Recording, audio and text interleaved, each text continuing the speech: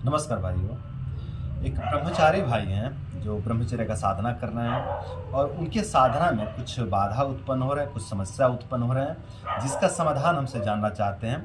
तो चलिए भाई जी का कमेंट पढ़ते हैं और भाई जी का कमेंट पढ़ करके जानते हैं कि भाई जी के ब्रह्मचर्य में, भाई जी के साधना में क्या बाधा उत्पन्न हो रहे हैं। उसके बाद भाई जी के बाधा को दूर करने का प्रयास करते हैं। तो चलिए देखते हैं कि भाई जी क्या कह रहे हैं। तो भाई जी कह रहे हैं कि भैया जी 2021 में आपसे बात हुई थी, जब मेरी बहुत ज़्यादा हालत ख़राब थी।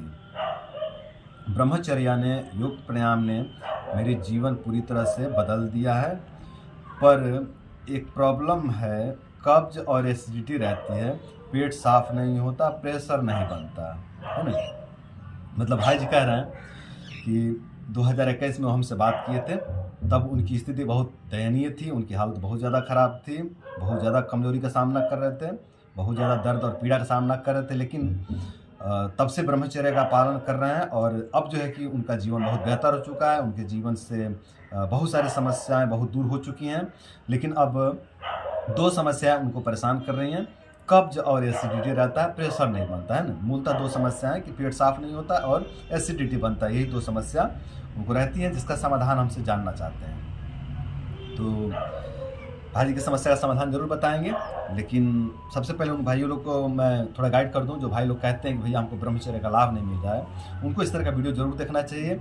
भाई ने ब्रह्मचर्य का पालन किया और ब्रह्मचर्य का पालन करके अपने जीवन से बहुत सारे कष्ट को दूर किए हैं, अपने समस्याओं को बहुत हद तक दूर कर लिए हैं। अच्छा होता है कि भाई जी थोड़े से अपने बेनिफिट को भी वर्णन कर दिया तो ज़्यादा बेहतर होता है। देखिए, जो भी भाई ब्रह्मचर्य का पालन कर रहे हैं और ब्रह्मचर्य से लाभ मिल रहा है ना, उनको अपने ब्रह्मचर्य के फायदे को जरूर शेयर करना चाहिए कमेंट के माध्यम से, है ना। तो इससे जो भाई शुरू में जो अभी ब्रह्मचर्य का शुरुआत किए हैं ना, या फिर जो भाई बहुत ज़्यादा गिर चुके हैं, उनको बल मिलता है, उनको जीवन मिलता है आपके कमेंट से, है ना। आप अपने आप को मतलब इतना सीमित मत रखिए, इतना संकुचित मत रखिए। बहुत से भाई क्या करते हैं ना कि कॉल करके हमको फ़ायदे बताते हैं कि भैया जी हमको ये फ़ायदे मिलते हैं। तो मेरे भाई, हमको बताने से क्या फ़ायदा है? हमको बताने से कोई फ़ायदा नहीं है ना। आपको कोई लाभ नहीं मिलने वाला है। आपको जो लाभ मिल गया है वो मिल गया है ना। हमको बता देने से आपको कोई लाभ नहीं मिलेगा, है ना।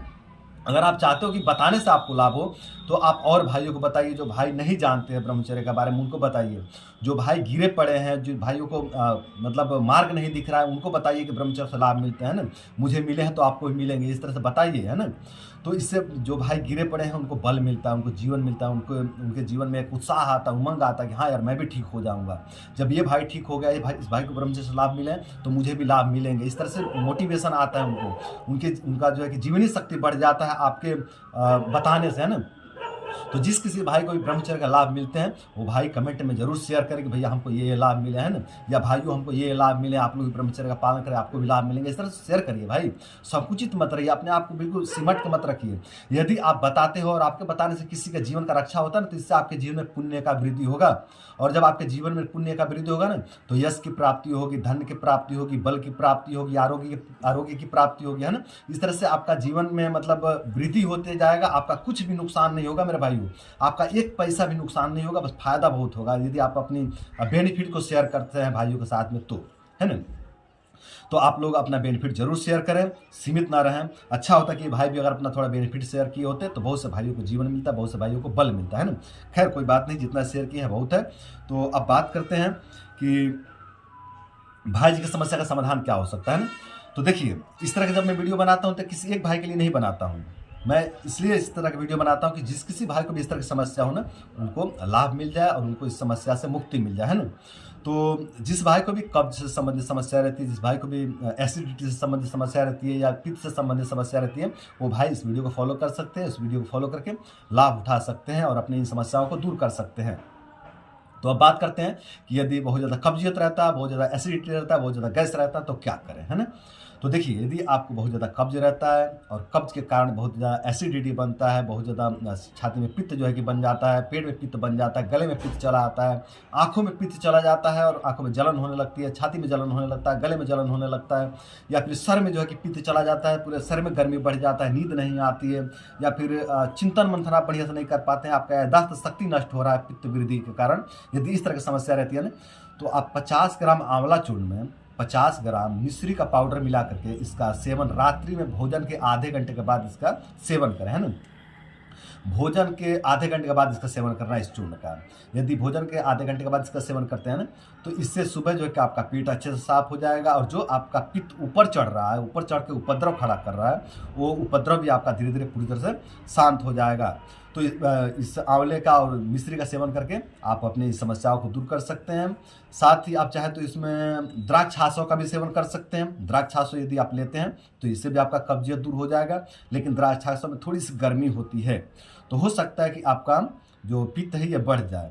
यदि ये कब्जियत के कारण है, यदि ये कब्ज के कारण पित्त बढ़ा हुआ है, तो आपको जलन नहीं करेगा, क्योंकि ये द्राक्षासव जो है कब्ज को तोड़ देगा। और जब आपका कब्ज टूट जाएगा तो जो आपको एक्सेस पित्त बन रहा था वो नहीं बनेगा, आपका पित्त नीचे की तरफ अनुलोम हो जाएगा, निकल जाएगा मल मार्ग के रास्ते, है ना। तो यदि कब्जियत के कारण एसिडिटी हो रहा है तो ऐसे में द्राक्षासव आपको मदद कर जाएगा। और यदि पित्त या अलग से पित्त ही है, यानी मतलब वात और पित्त दोनों बढ़े हुए हैं, वात के कारण कब्जियत बढ़ा हुआ है और पित्त के कारण आपको जलन बढ़ा हुआ है, तो ऐसे में द्राक्षासव ज़्यादा बेनिफिट नहीं करेगा। पर आप लेके देखिए, जरूर लाभ मिलेगा। यदि लाभ मिलता है तो इसको जारी रखिए, और यदि लगता है कि नहीं जलन बढ़ गया तो इसको अवॉइड कर दीजिए, ठीक है।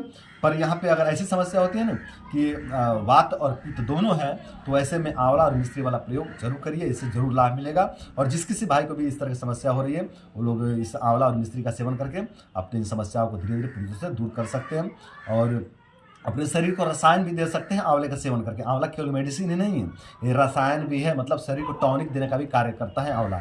तो आंवला का सेवन करके आप अपने शरीर को रसायन दे सकते हैं, अपने बात तो उसका समन कर सकते हैं। शरीर में बहुत ज़्यादा रुक्षता रहती है, शरीर में बहुत ज़्यादा कमजोरी रहती है, शरीर का रंग जो है कि ब्लैक हो गया है, पहले शरीर गोरा था या सांवला था लेकिन अब शरीर काला पड़ गया है, तो इस तरह की समस्याओं को भी दूर कर सकते हैं आंवला का सेवन करके, है ना। तो आप लोग इस तरह से इसका सेवन करके लाभ उठा सकते हैं। तो दोस्तों, उम्मीद करता हूं कि वीडियो आप लोगों को बहुत पसंद आया होगा, और यदि ये वीडियो आप लोगों को पसंद आया तो वीडियो को लाइक जरूर करिएगा, और यदि आप चैनल पर नए हैं तो चैनल को सब्सक्राइब कर लीजिए। तो दोस्तों, आज के लिए इतना ही। नमस्कार।